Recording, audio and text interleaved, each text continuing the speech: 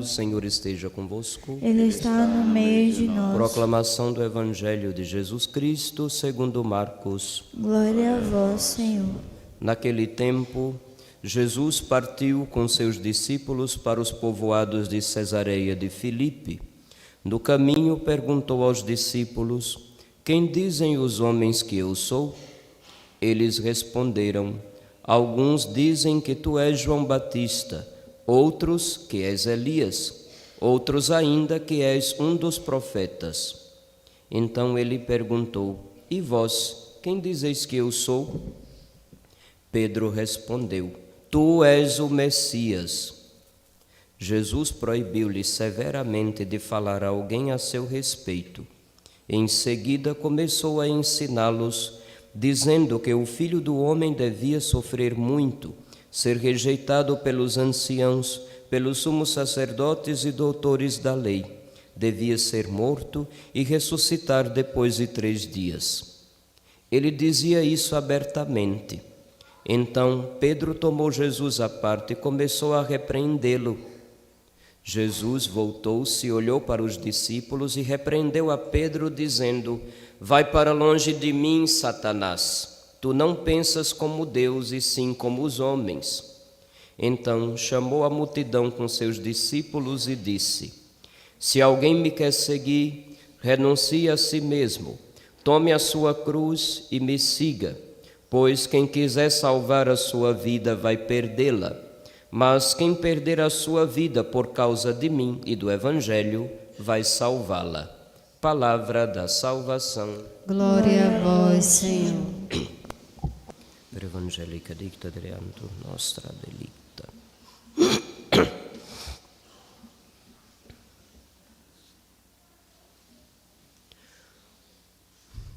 Vocês poderiam dizer quem é Jesus? Não responda. Pensa primeiro. Quem é Jesus para você? O que você diria a quem lhe pergunta?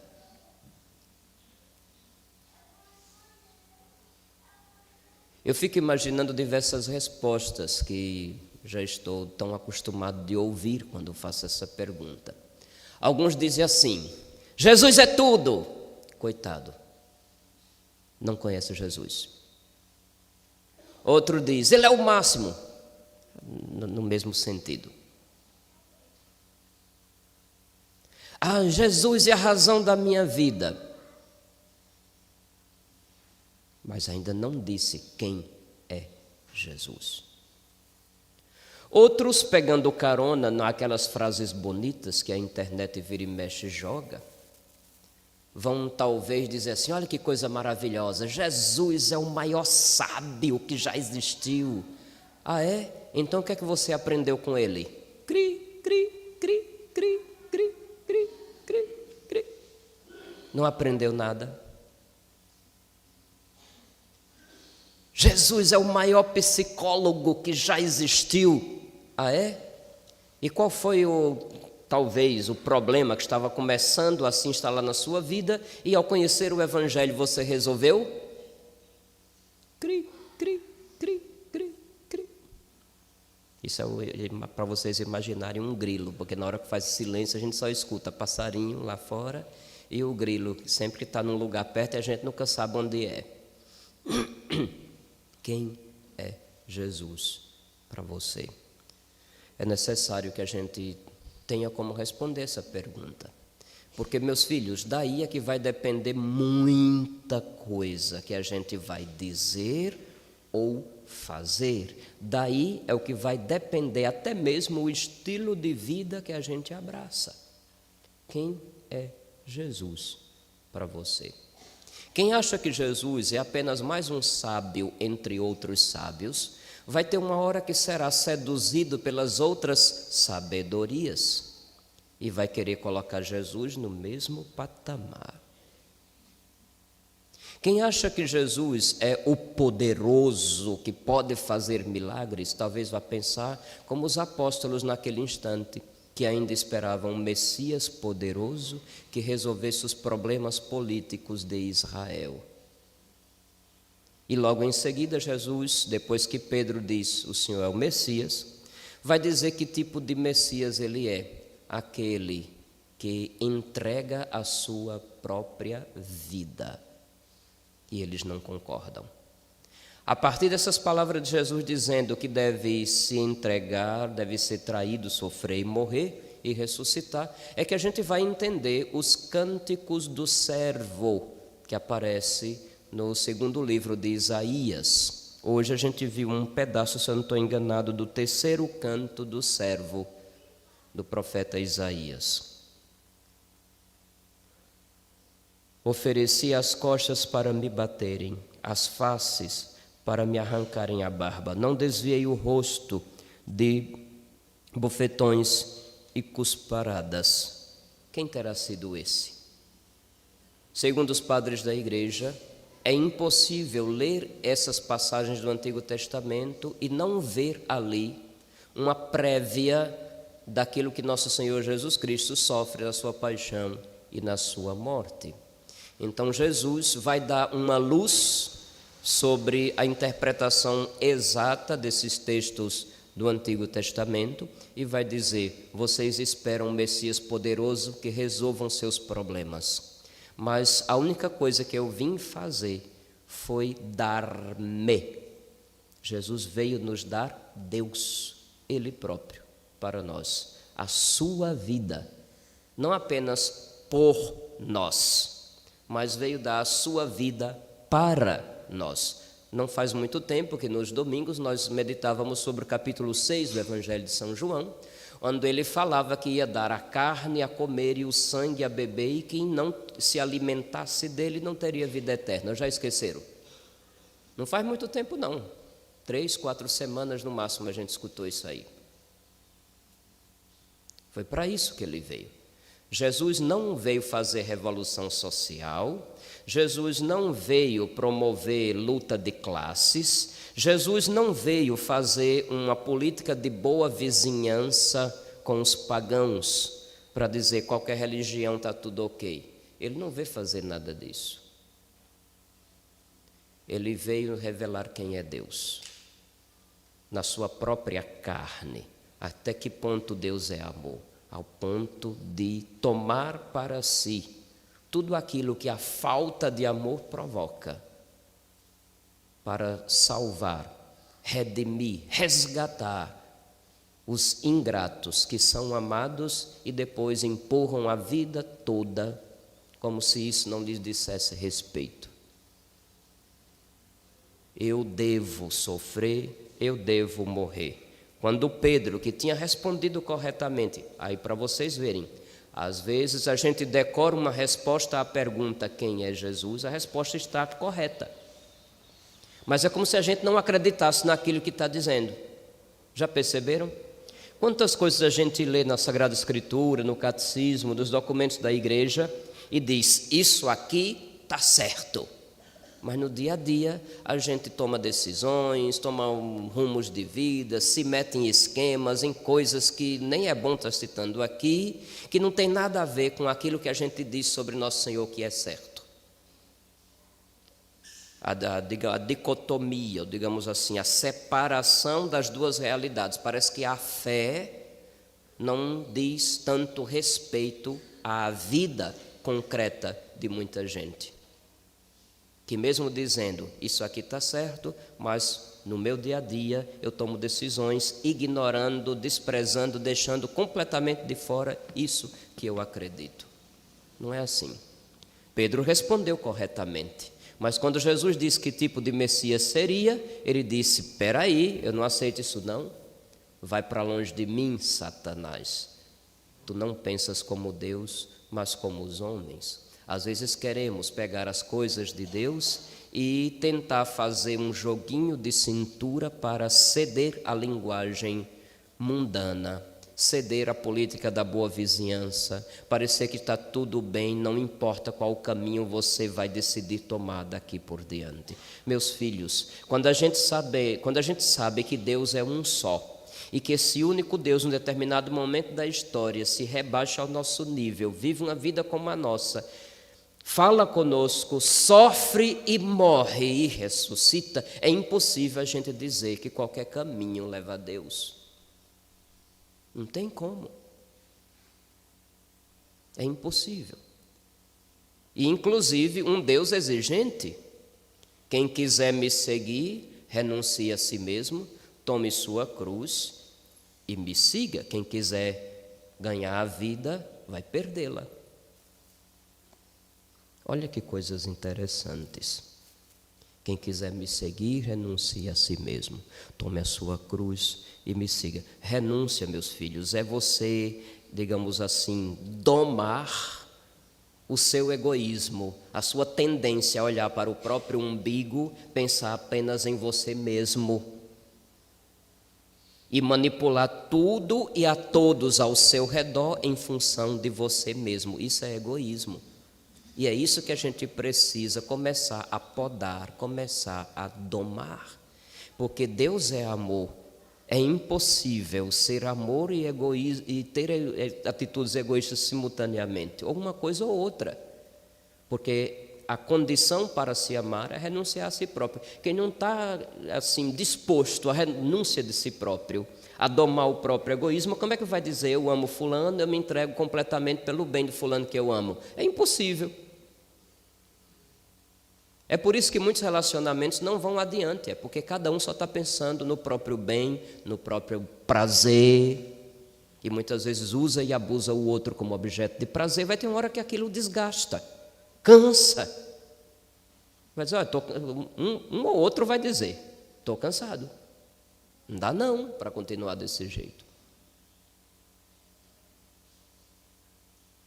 Quem quiser me seguir. Nunca é demais recordar que no Evangelho, quando o nosso Senhor diz siga-me, não é correr atrás igual se faz com o trio elétrico, que agora em época de campanha eleitoral vocês veem muito, não é? Está lá o pessoal da campanha todo animado, aí muita gente gosta da música e vai lá porque quer dançar, porque você sabe que o povo de Laranjeiras principalmente, bateu uma lata, está balançando o esqueleto. Não é só o povo da Bahia, não. Aqui é assim, bateu uma lata, um tambor, tinha lá uma turminha, meus amigos estavam, eu vou junto. Não se segue Jesus igual se segue a turma da batucada. Pelo amor de Deus, fiquem atentos. Na Bíblia, no Novo Testamento, quando o nosso Senhor diz siga-me, Ele está querendo dizer seja como eu. Porque Jesus é o primeiro que vive tudo isso que Ele está dizendo que a gente deve fazer. Renúncia de si próprio e tomar a cruz. Ele fez primeiro, poxa. Agora, ele não fez primeiro para dizer, pronto, já que eu me ferrei no seu lugar, fique à vontade, não se preocupe mais, você vai ter todas as prosperidades, os problemas, não vai ter mais problema na sua vida. Não, Jesus não disse isso em canto nenhum do Evangelho. Quem forçar a barra nesse sentido está iludindo os seus ouvintes. Deus é um só. Esse único Deus vem à nossa história, dá a vida por nós e diz, do jeito que eu fiz, agora quem crê em mim tem que fazer a mesma coisa.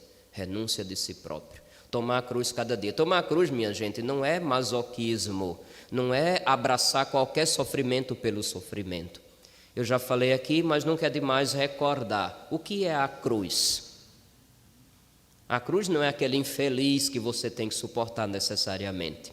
A cruz é qualquer realidade que custa, que é um verdadeiro sacrifício, porém é necessária para que eu ame a Deus e ao próximo. Qualquer coisa necessária para que se demonstre o amor a Deus e ao próximo e que me custa, isso é a cruz. Não diga, minha cruz é meu marido, pelo amor de Deus. Se você está entendendo as coisas só desse jeito, então é porque já passou do tempo de você dar um chute na bunda dele. Minha cruz é fulano de tal, pelo amor de Deus. Se você observa tudo desse jeito, a partir dessa ótica, digamos assim, é porque não há amor. Você está apenas tentando fazer um jogo de troca. Eu te dou importância e você vai ter que me dar importância. Eu te dou prazer, você vai ter que me dar prazer. Eu te ajudo para que você também me ajude. É aquela história, a mão lavar a outra. O que existe aí, quando você reclama demais, que fulano é minha cruz, é porque na verdade você está fazendo tudo no interesse de ter um retorno. E como esse retorno está demorando, mas não é dessa forma não. Não foi isso que nosso Senhor quis dizer. Segui-lo e tomar a cruz é estar disposto a dar a vida tal como Ele fez, porque Ele fez o caminho por primeiro. E claro, tudo tem consequências. A primeira consequência é o amor para com os mais pobres, que São Tiago vai nos recordar, que a fé sem obras é morta. Não é uma questão de reza, não é uma questão de devoções. Toda oração, todo culto que prestamos, toda devoção que cultivamos deve nos estimular a seguir o Senhor, a imitar o Senhor na sua entrega, no seu amor. Muita gente que ainda não compreendeu isso e querendo fazer apenas uma fama de bom moço para ser elogiado de todos os lados, talvez vá amenizar essas exigências de nosso Senhor e tentar, digamos assim, distorcer o Evangelho no sentido de fazer uma política da boa vizinhança. Eu não vou agredir ninguém para não ser agredido por ninguém. Não se trata disso. Fomos surpreendidos essa semana com uma fala do Papa no momento de conversa com jovens de diversas religiões em Singapura. Eu não me recordo exatamente qual foi a pergunta que foi feita, mas era no sentido do convívio entre pessoas de diferentes crenças. E o Papa deu uma resposta que muita gente não compreendeu, falando que todas as religiões são um caminho que as pessoas percorrem para buscar a Deus. Falou em outras palavras, agora eu não me recordo as palavras exatas que foram ditas. Aqui, o que eu observo, o que precisa ser esclarecido sempre para o povo. Quando a gente vai para a aula de ensino religioso, eu me lembro que uma das primeiras aulas é a definição de religião. Estão lembrados? Quem já foi para essa aula alguma vez na vida? Eu fui. Então, eu me lembro, religião vem do latim, religare. Já viram essa aula? Estou só recordando. Do latim, religare é toda ação do ser humano que procura se religar com a divindade, com um Deus, com o ídolo, sei lá. Cada um vai dar uma definição diferente. O ser humano que busca religar-se com Deus. Isso é uma definição de religião natural. Nas religiões natural, de fato, todo esforço que é feito do ritual, do compromisso de quem crê naquela religião, é um esforço de alcançar a divindade ou, quem sabe, até alcançar os favores da divindade. Mas isso é uma definição ainda muito natural. Todas as religiões naturais procuram fazer isso. Na nossa fé cristã, o que ocorre é um movimento inverso. Não fomos nós que buscamos religar com Deus. Foi o contrário. Foi Deus que veio religar-nos consigo. Me entendem a diferença? Então, nas religiões naturais, o ser humano faz um conjunto de falas, de gestos, de música, de tudo para tentar chegar à divindade. No nosso caso, Deus se rebaixa e vem a nós. É por isso que dizemos que em Jesus Cristo acontece a verdadeira religião, o verdadeiro religar-se de Deus com a humanidade, da humanidade com Deus. Se você for procurar isso em qualquer outro lugar, não vai encontrar. Pode até ser que cada crença se veja, se enxergue a si mesma como um meio de chegar a Deus. Mas por mais que se esforcem, nunca vão alcançar a harmonia e a bênção que é a graça, aquela vida que Deus veio partilhar conosco e que na sua igreja, através dos sacramentos, a nossa fé garante que chega até nós.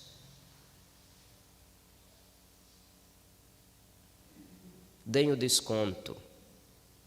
Tem diversos contextos que o Papa precisa usar uma linguagem, digamos assim, pelo menos que não cause mais ódio, porque vocês sabem que de todas as religiões, a mais agredida e perseguida é a nossa.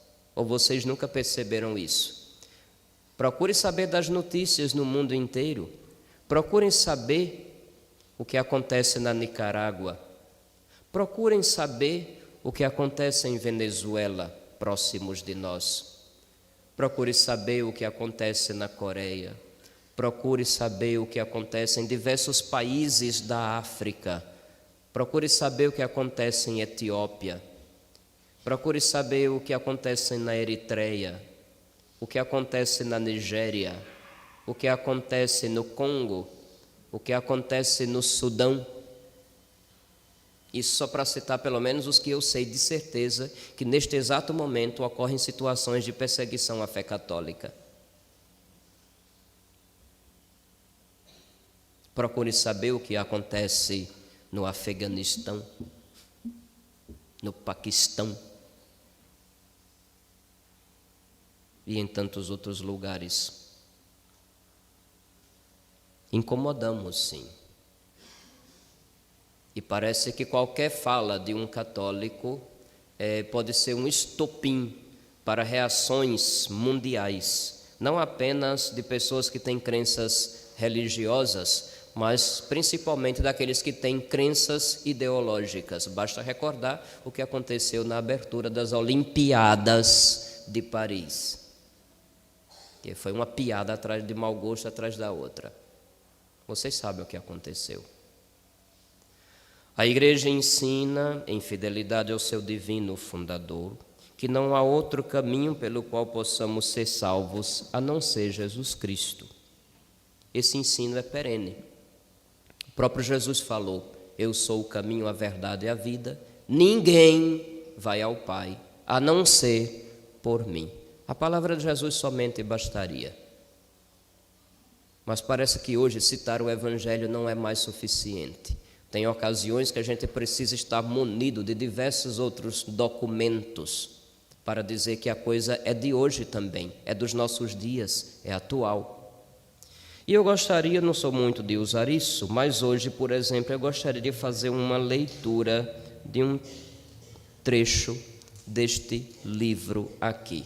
Está velhinho, foi do tempo de seminário, está todo já riscado, cheio de observações.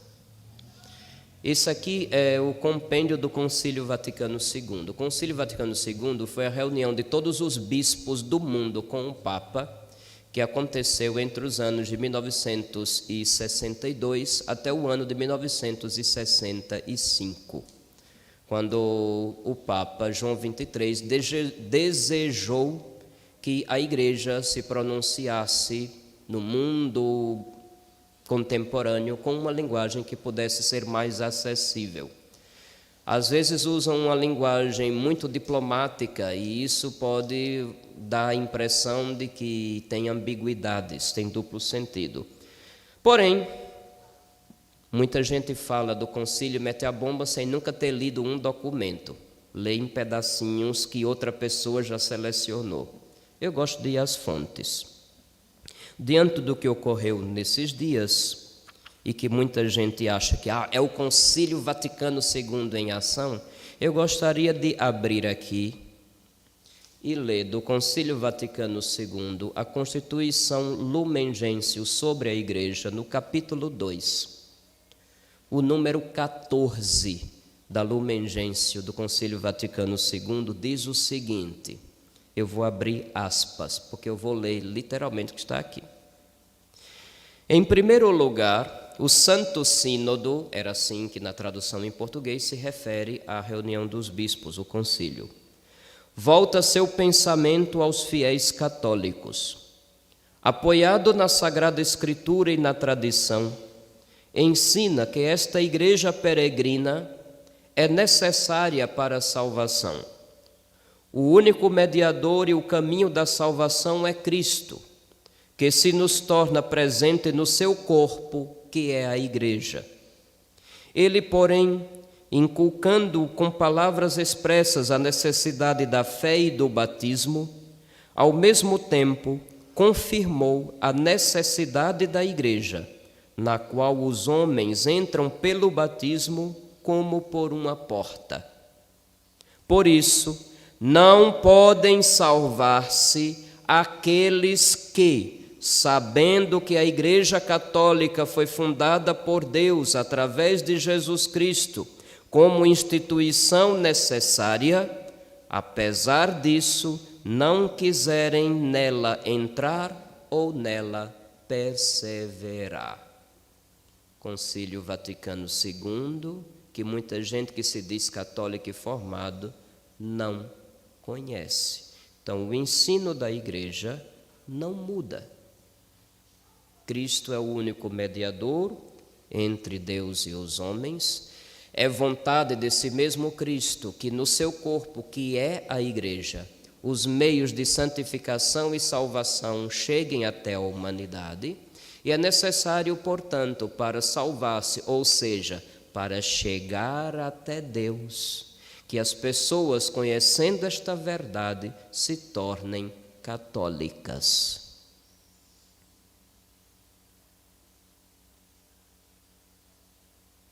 O resto, por conta da ignorância real e invencível, pode ser que Deus, por misericórdia, usando de meios só conhecidos a Ele, possa salvar aqueles que Ele ama, porque Deus ama não somente os católicos, Deus ama a humanidade.